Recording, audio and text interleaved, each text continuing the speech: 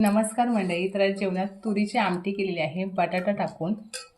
पोकळ्याची भाजी केलेली आहे, परड्यातील पालेभाजी, भात आणि नाचणीची भाकरी केलेली आहे. आमचं रोजचं जेवण हे सात्विक आणि साधं असतं. आईमुळे ही सवय मला लागली आहे.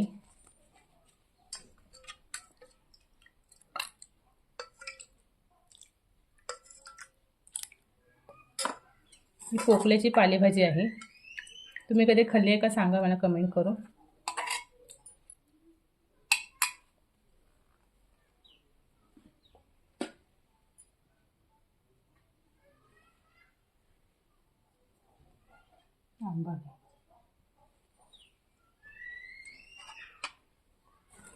आणि ही शेजारच्या काकीनी गवारची भाजी दिलेली आहे.